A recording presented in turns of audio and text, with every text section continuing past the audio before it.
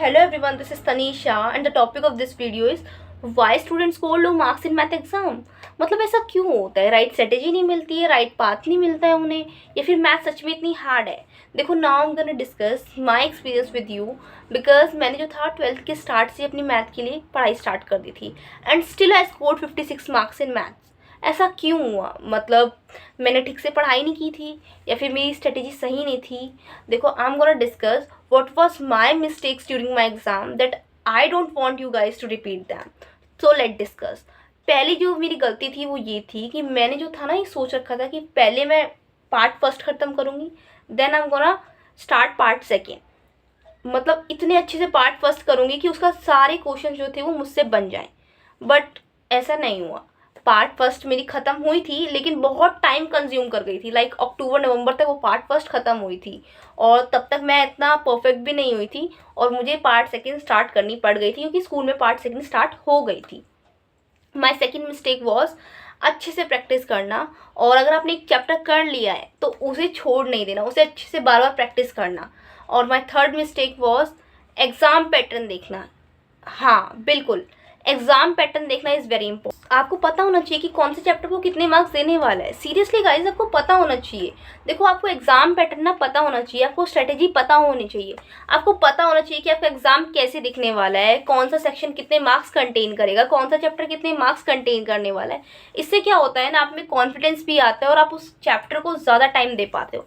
जैसे कि मुझे नहीं पता था मेरे टाइम तक कि कैलकुलस जो होती है वो सबसे ज़्यादा मार्क्स कंटेन करती है। मतलब अगर मुझे पता होता तो मैं कैलकुलस से ही स्टार्टिंग करती अपनी मैथ्स की। अगर मुझे पता होता कि 30 मार्क्स कंटेन करती है तो I think I am gonna start with calculus, और ये मेरी सबसे मेजर मिस्टेक्स थी। देखो, now I am gonna discuss कि आप क्या कर सकते हो जिससे आपका जो स्कोर है वो ज़्यादा अच्छा है। देखो, स्टार्ट विथ मैट्रिक्स और डिटर्मिनेंट्स, उसके बाद आप कैलकुलस करो, क्योंकि जो मैट्रिक्स और डिटर्मिनेंट्स होते हैं ना वो ईजी चैप्टर भी हैं और वो 10 मार्क्स कंटेन करते हैं। अगर आप उन्हें कर लोगे तो आपको इंटरेस्ट आएगा मैथ्स में। और सेकेंडली जब उसके बाद कैलकुलस करोगे ना, वो कैलकुलस जो है वो थोड़ा सा हार्ड है फॉर साइंस स्टूडेंट्स। वो जो है ना वो थोड़ा सा 11th में समझ जाता है फिजिक्स के टाइम पे, बट वो कॉमर्स स्टूडेंट वो थोड़ा सा टिपिकली हार्ड है। उसके लिए आपको हो सकता है कोचिंग लेनी पड़े या फिर यूट्यूब पे आप जाके सर्च कर सकते हो, बहुत सारी वीडियो है, मैंने भी यूट्यूब से ही किया था। और जब आप उसे कर लोगे ना, क्योंकि कैलकुलस बहुत बड़ा चैप्टर है, जो कैलकुलस है वो 5 या 6 चैप्टरों से मिलके पूरा बना हुआ है। लाइक इसमें चैप्टर 5, चैप्टर 6, चैप्टर 7, चैप्टर 8 है, आई थिंक सो। और इसे जब आप कर लोगे तो आप में जो होगा ना वो कॉन्फिडेंस अलग ही आएगा, क्योंकि जो आप अपने टाइम पे एग्जाम पेपर देखोगे वो पूरा कैलकुलस से ही होगा। ये 30 मार्क्स कंटेन कर रहा है, आप समझ रहे हो? आपका पेपर जो है पासिंग मार्क्स तो सिर्फ आपको कैलकुलस ही दिला रहा है, पासिंग प्लस ये मैट्रिक्स प्लस डिटर्मिनेंट्स जो था ये आपको 40 मार्क्स दिला देंगे। इसके बाद जो है आई थिंक आपको जो प्रेफरेंस देनी चाहिए ना वो बुक सेकंड को ज़्यादा देनी चाहिए, क्योंकि ये सबसे ज़्यादा मार्क्स कंटेन करती है।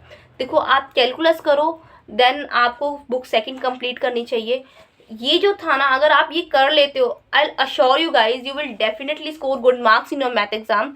क्योंकि कैलकुलस से स्टार्ट करोगे और आप कैलकुलस पे एंड कर जाओगे ना तो बहुत अच्छा होगा। कैलकुलस हर किसी को नहीं आती है क्योंकि ये बहुत लेंदी होता है, लोग इसे छोड़ जाते हैं, और इसमें सबसे ज़्यादा मार्क्स कंटेन करते हैं। तो सबसे जो स्मार्ट हैक कह सकते हो या फिर स्मार्ट मूव आप कह सकते हो वो यही है कि स्टार्ट विद कैलकुलस, और इसे आप 1 महीने के अंदर ख़त्म कर दो। ये टाइम लेगा, आई नो कि ये टाइम कंज्यूमिंग होगा, बट आप देखो ये 30 मार्क्स का है, ये आपको उतने मार्क्स दिला भी रहा है। अगर ये टाइम कंज्यूम कर रहा है, इसे घूमते ही मत रहो, इसे जल्दी से उठाओ और जल्दी से ख़त्म कर दो।